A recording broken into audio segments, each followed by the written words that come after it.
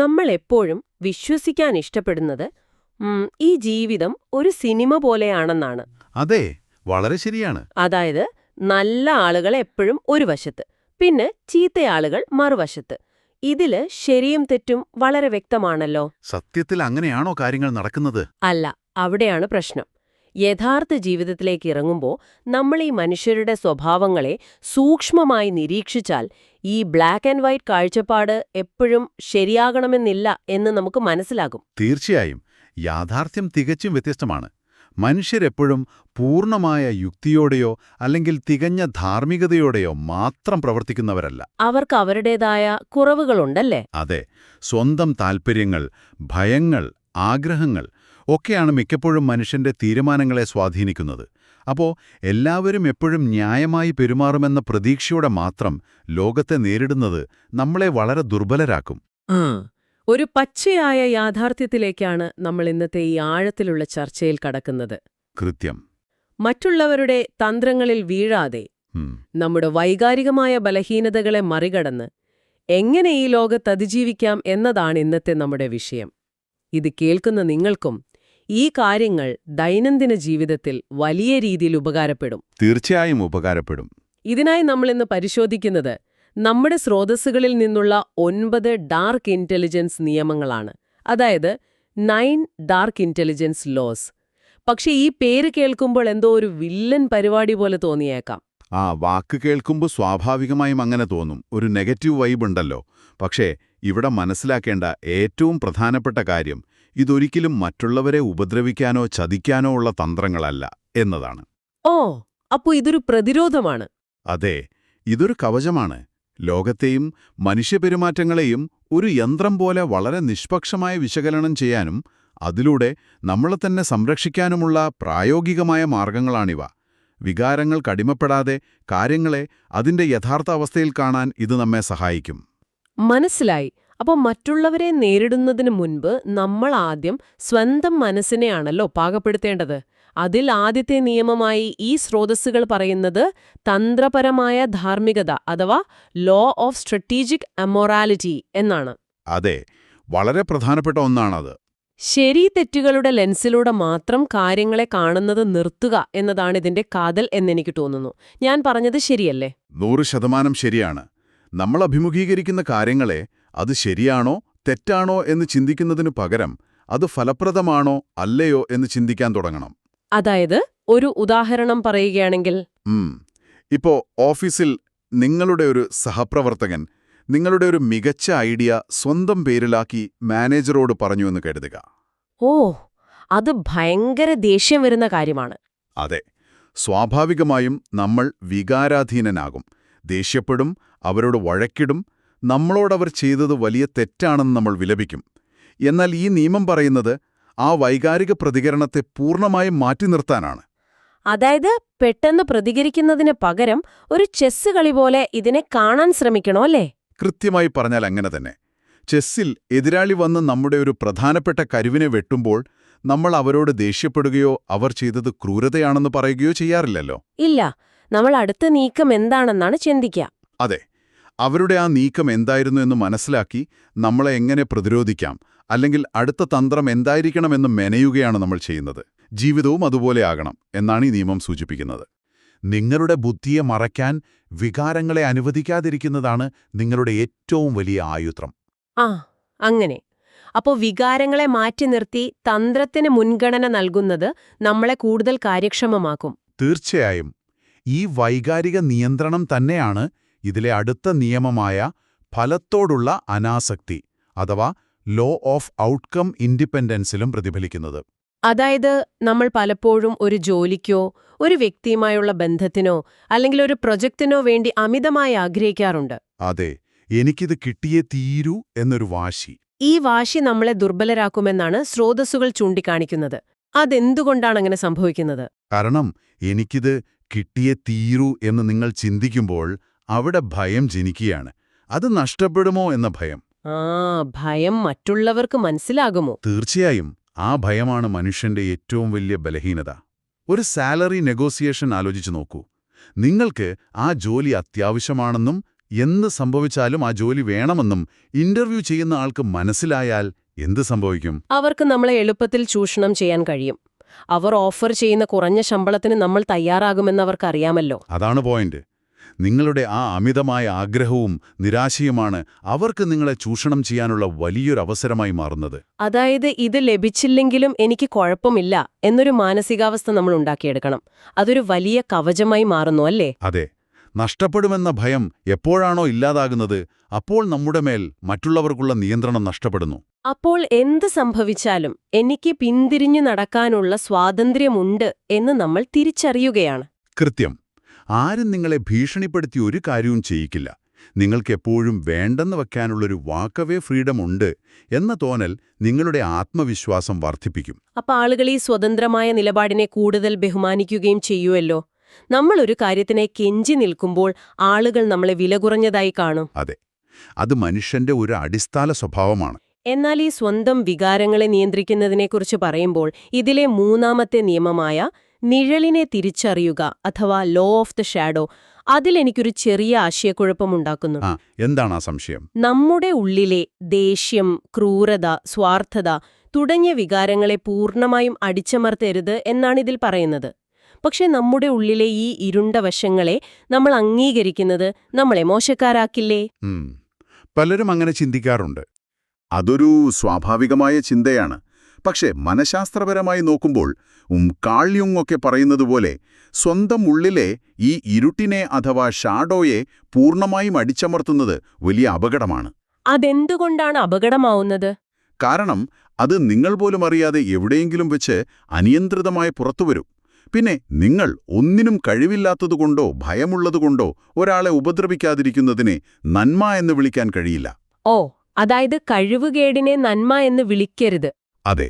മറ്റൊരാളെ ഉപദ്രവിക്കാനും തകർക്കാനും നിങ്ങൾക്ക് പൂർണ്ണമായ കഴിവുണ്ടായിട്ടും അത് ചെയ്യാതിരിക്കാൻ ബോധപൂർവം തീരുമാനിക്കുന്നതാണ് യഥാർത്ഥ നന്മ. എനിക്ക് മനസ്സിലായി.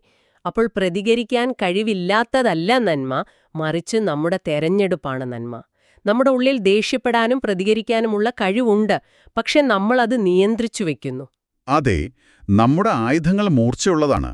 പക്ഷെ അത് നമ്മൾ എപ്പോൾ പുറത്തെടുക്കണമെന്ന് നമ്മൾ തന്നെ തീരുമാനിക്കുന്നു. അത് വളരെ ശക്തമായൊരു ചിന്തയാണ്. കൂടാതെ സ്വന്തം ഉള്ളിലെ ഈ ഇരുട്ടിനെ അറിയുന്ന ആൾക്ക് മാത്രമേ ലോകത്തിലുള്ള മറ്റു ചതിക്കുഴികളെയും മറ്റുള്ളവരുടെ കുതന്ത്രങ്ങളെയും എളുപ്പത്തിൽ തിരിച്ചറിയാൻ കഴിയൂ. ഒരു കള്ളന്റെ ചിന്താഗതി അറിയാവുന്ന ആൾക്ക് മികച്ച ഒരു ഡിറ്റക്റ്റീവ് ആകാൻ കഴിയുമെന്ന് പറയുന്നത് പോലെയാണത്. അപ്പോൾ അതിനെ മനസ്സിലാക്കി നിയന്ത്രിച്ച് നിർത്തുകയാണ് വേണ്ടത്, ഇല്ലാത്തതാണെന്ന് നടിക്കുകയല്ല. കൃത്യം. അപ്പോൾ സ്വന്തം മനസ്സിനെ എങ്ങനെ പാകപ്പെടുത്തണമെന്ന് നമ്മൾ കണ്ടുകഴിഞ്ഞു. ഈ ആന്തരികമായ നിയന്ത്രണം നേടിയെടുത്താൽ പിന്നെ നമ്മൾ ചിന്തിക്കേണ്ടത് സമൂഹത്തിലേക്ക് എങ്ങനെ ഇറങ്ങുന്നു എന്നതാണ്. അതെ, അടുത്ത ഘട്ടം അതാണ്. അതായത് എങ്ങനെയാണ് മറ്റുള്ളവരുമായി ഇടപഴകേണ്ടത് എന്ന്. ഇവിടെയാണ് മുഖംമൂടികൾ അഥവാ ലോ ഓഫ് ദി പേഴ്സോണ പ്രസക്തമാകുന്നത്. എപ്പോഴും എവിടെയും ഞാനായിട്ട് തന്നെ നിൽക്കുമെന്ന് പറയുന്നത് ഒരു മണ്ടത്തരമാണെന്നാണ് സ്രോതസ്സുകൾ പറയുന്നത്. അത് മണ്ടത്തരമാണ് എന്ന് പറയുന്നതിനേക്കാൾ മനുഷ്യന്റെ തലച്ചോർ അങ്ങനെ കേവലമായ ഒരു വ്യക്തിത്വത്തോട് പ്രതികരിക്കാൻ രൂപകൽപ്പന ചെയ്യപ്പെട്ടതല്ല എന്ന് മനസ്സിലാക്കണം. നമ്മൾ സാഹചര്യമനുസരിച്ച് പെരുമാറാൻ പഠിക്കണം. അതായത് ജോലിസ്ഥലത്തെ സ്വഭാവം വീട്ടിൽ കാണിക്കരുത് എന്ന് പറയുന്നത് പോലെയാണോ? അതെ, ജോലിസ്ഥലത്ത് നിങ്ങൾ തീരുമാനങ്ങളെടുക്കുന്ന ശക്തനായ ഒരു നേതാവാകേണ്ടി വരും. അവിടെ നിങ്ങളുടെ അധികാരമുള്ള ആ മുഖംമൂടിയാണ് പ്രവർത്തിക്കുന്നത്. എന്നാൽ അതേ സ്വഭാവവും അധികാരഭാവവുമായി വീട്ടിൽ പോയാൽ അത് നിങ്ങളുടെ വ്യക്തിജീവിതത്തെ തകർക്കും. ശരിയാണ്. വീട്ടിൽ നമ്മൾ ഒരു കേൾവിക്കാരനോ സംരക്ഷകനോ സ്നേഹമുള്ള പങ്കാളിയോ ആകണം. അതാണ്. അവിടെ മറ്റൊരു മുഖംമൂടിയാണ് വേണ്ടത്.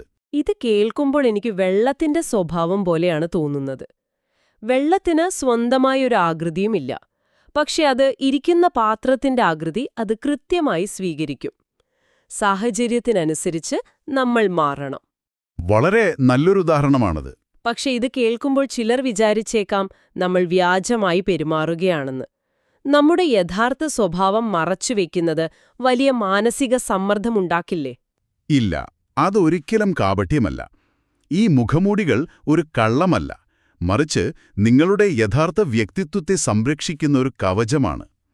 സമൂഹത്തിന് സുഗമമായി പ്രവർത്തിക്കാൻ നിങ്ങളിൽ നിന്ന് ചില കാര്യങ്ങൾ ആവശ്യമുണ്ട്. അപ്പോൾ അത് നൽകുക എന്നത് ജീവിക്കാൻ ആവശ്യമായ ഒരു വഴക്കമാണ്, അഥവാ ഫ്ലെക്സിബിലിറ്റിയാണല്ലേ? അതെ. യഥാർത്ഥ നിങ്ങളെ എല്ലാ സാഹചര്യത്തിലും തുറന്നു കാട്ടുന്നത് മാനസികമായി വലിയ തളർച്ചയുണ്ടാക്കുകയുള്ളൂ. നിങ്ങളുടെ യഥാർത്ഥ വ്യക്തിത്വം നിങ്ങളുടെ ഏറ്റവും അടുത്ത ആളുകൾക്ക് മാത്രമുള്ളതാണ്. ആ വഴക്കം അടുത്ത നിയമമായ ദർപ്പണ നിയമം അഥവാ ലോ ഓഫ് ദ മിറർ എന്നതിലും കാണാൻ സാധിക്കുന്നത്. അതെ, അതൊരു രസകരമായ തന്ത്രമാണ്.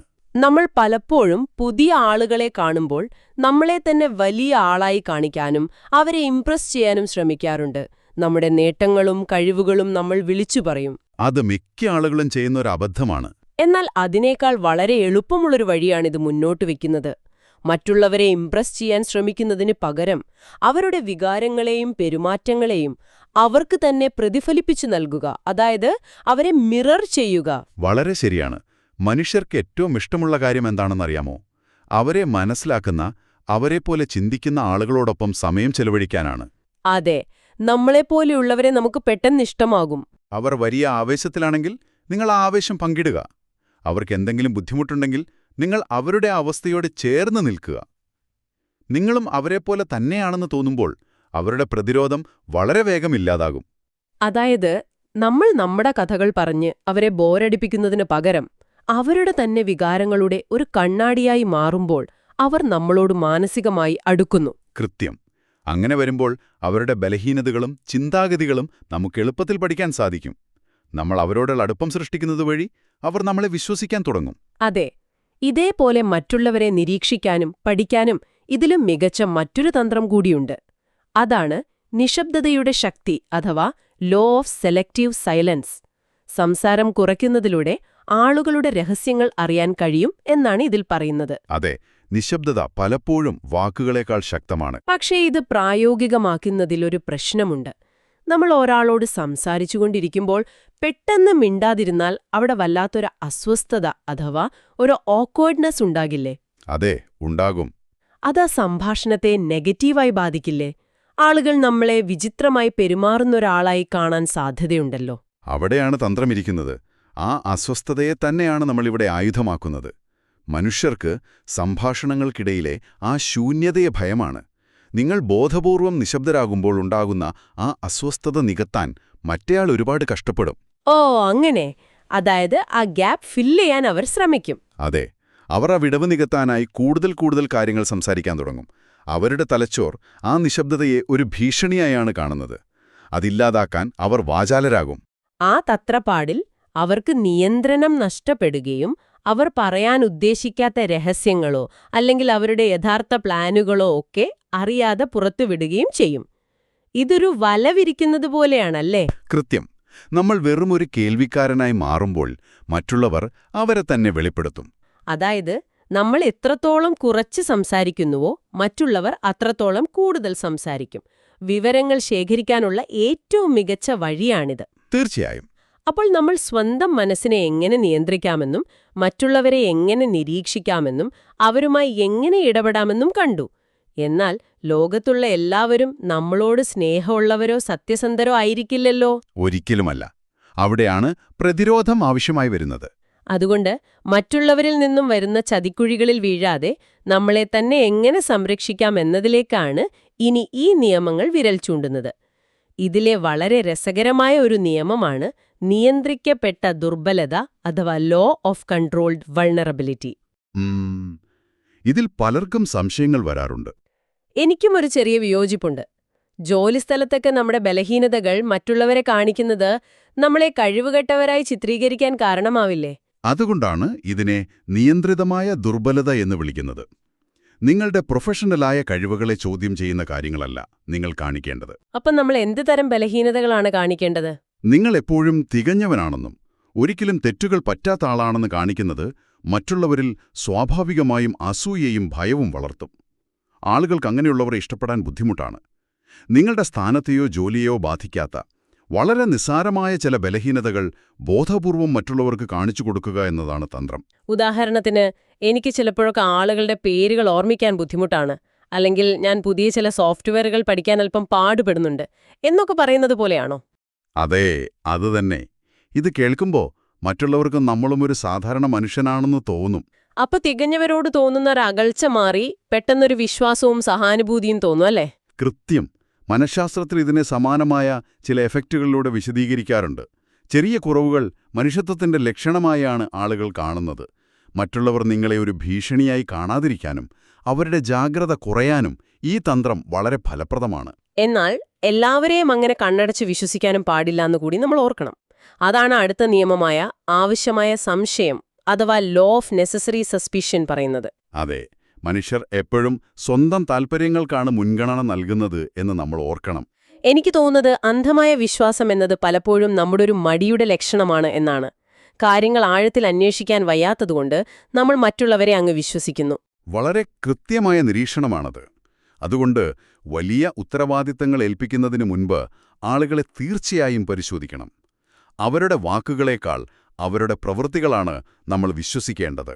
അതായത് നമ്മളൊരു വലിയ ഉത്തരവാദിത്തം ഒരാളെ ഏൽപ്പിക്കുന്നതിന് മുൻപോ ഒരു ബിസിനസ് തുടങ്ങുന്നതിന് മുൻപോ വളരെ ചെറിയ ചില കാര്യങ്ങൾ അവർക്ക് നൽകി അവരുടെ വിശ്വസ്തതയും കഴിവും പരിശോധിക്കുന്നത് വളരെ പ്രായോഗികമായ ഒരു കാര്യമാണ്. അതെ, ഇതൊരു ലളിതമായ ടെസ്റ്റാണ്. കാരണം ചെറിയ കാര്യങ്ങളിൽ വിശ്വസ്തതയില്ലാത്ത ഒരാളെ എങ്ങനെ വലിയ കാര്യങ്ങൾ ഏൽപ്പിക്കാൻ കഴിയും? ഒരാളുടെ യഥാർത്ഥ സ്വഭാവം ചെറിയ കാര്യങ്ങളിലാണ് ഏറ്റവും കൂടുതൽ വെളിപ്പെടുന്നതെന്ന് തോന്നുന്നു. അതെ, വിശ്വാസമെന്നത് സമ്പാദിക്കേണ്ട ഒന്നാണ്, അല്ലാതെ വെറുതെ ആർക്കും നൽകേണ്ട ഒന്നല്ല. അത് ശരിയാണ്. ഇനി ഇതിൽ അവസാനമായി പറയുന്ന പ്രതിരോധ തന്ത്രം വളരെ കൗതുകകരമാണ്. ഉപകാരിയായ ശത്രു അഥവാ law of the useful enemy. നമ്മളിൽ പലരും ആഗ്രഹിക്കുന്നത് എല്ലാവർക്കും നമ്മളെ ഇഷ്ടപ്പെടണം, ആർക്കും നമ്മളോട് വിരോധമുണ്ടാകരുത് എന്നാണ്. എല്ലാവരെയും സന്തോഷിപ്പിക്കാൻ ശ്രമിക്കുന്നത് തന്നെ വലിയൊരു അബദ്ധമാണ്. അതൊരു വലിയ അബദ്ധമാണെന്നാണ് സ്രോതസ്സുകളും പറയുന്നത്. കാരണം ഒരു ശത്രു ഉണ്ടാകുന്നത് നിങ്ങളെ എപ്പോഴും കൂടുതൽ ജാഗ്രതയുള്ളവനും ശക്തനുമാക്കും.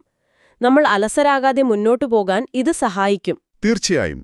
അതിലും പ്രധാനമായി നമ്മളുടെ കുറവുകൾ ഏറ്റവും വേഗത്തിൽ കണ്ടുപിടിച്ചു തരുന്നത് ശത്രുക്കളായിരിക്കും. അതെ, നമ്മുടെ ഫ്രീ ഓഡിറ്റർമാരെ പോലെയാണവർ.